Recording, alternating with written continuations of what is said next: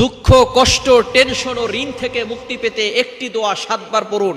আল্লাহ তাআলা আপনার সকল কষ্ট দূর করবেন, সকল দুঃখ দূর করে দিবেন। আল্লাহ পাক রব্বুল আলামিন দুশমনের দুশমনি থেকে আপনাকে হেফাজত করবেন। শুধু তাই নয়, ঋণ থাকলে ঋণের বোঝা আল্লাহ পাক রব্বুল আলামিন দূর করে দিবেন।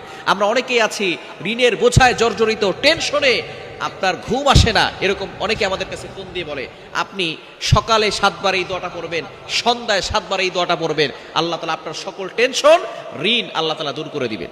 এটা আবার কথা নয়, নবী সাল্লাল্লাহু আলাইহি ওয়াসাল্লাম নিজে জানিয়ে দিয়েছেন। আবু দাউদ শরীফের 1555 নম্বর হাদিস। নবীজি সাল্লাল্লাহু আলাইহি সাল্লাম একবার মসজিদে নবীর পাশ দিয়ে যাচ্ছিলেন। আবু সাঈদ খুদরি রাদিয়াল্লাহু আনহু তিনি বলেন, নবীজি সাল্লাল্লাহু আলাইহি সাল্লাম দেখলেন মসজিদে নববীর ভিতরে আবু উমামা রাদিয়াল্লাহু তাআলা আনহু তিনি মসজিদে বসে আছেন। নবীজি সাল্লাল্লাহু আলাইহি সাল্লাম ডাক দিলেন, ইয়া আবা উমামা, ও আবু উমামা, তুমি এখন মসজিদে কেন? এখন তো নামাজের ওয়াক্ত নয়।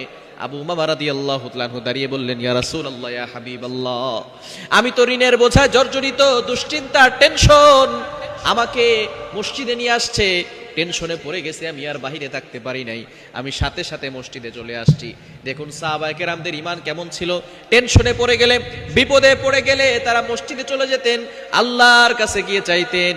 আর আমরা বিপদে পড়ে গেলে মানুষের কাছে চাই। মানুষের কাছে চাইলে 1 দিন 2 দিন 3 দিন দিবে, তারপরে আর দিবে না।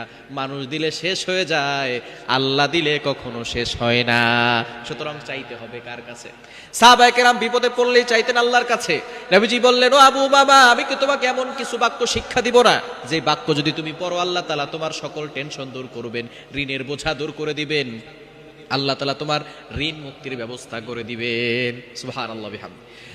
আবু উমার রাদিয়াল্লাহু তাআলা বলেন, ইয়া রাসূলুল্লাহ, ইয়া হাবিবাল্লাহ, তাড়াতাড়ি বলেন, আমলগুলো আমাকে শিক্ষা দেন। নবী সাল্লাল্লাহু আলাইহি ওয়াসাল্লাম তাকে শিক্ষা দিলেন। কিছুদিন পরে আবু উমার রাদিয়াল্লাহু তাআলা বলেন, ইয়া রাসূলুল্লাহ, ইয়া হাবিবাল্লাহ, আপনি যে আমল আমাকে দিয়েছেন, সকালে আমি ফজরের নামাজের পরে 7 বার পড়েছি, মাগরিবের পরে 7 বার পড়েছি, আল্লাহ তাআলা এই আমলের বদৌলতে আমার ঋণ মুক্ত হয়ে গেছে, আর আল্লাহ তাআলা আমাকে এমন সম্পদ দিয়েছে, এখন আমি যাকাত দিতে পারি, আপনার জন্য হাদিয়া নিয়ে আসছি। দোয়াটি শুনবেন না? দোয়াটি হচ্ছে, আল্লাহুম্মা ইন্নী আউযু বিকা মিনাল হাম্মি ওয়াল হুজনি ওয়া আউযু বিকা মিনাল আজাজি ওয়াল কাসালি ওয়া আউযু বিকা মিনাল জুবনি ওয়াল বুখলি ওয়া আউযু বিকা মিন গলাবাতিদ দাইনি ওয়া কাহরির রিজাল।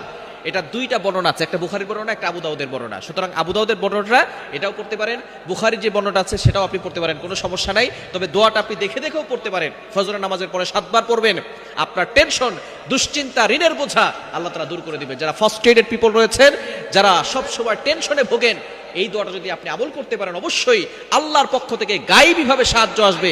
আপনি ইয়াকিনের সাথে আমল করলে অবশ্যই আপনি অবলোকন করতে পারবেন, দেখতে পারবেন যে আল্লাহ তাআলা কিভাবে গায়েবীভাবে সাহায্য করে। সুতরাং আমরা এই আমলটি করব, দোয়াটা শিখে নিব ইনশাআল্লাহ। আল্লাহ তাআলা আমাদের সকলকে আমল করার তৌফিক দান করেন।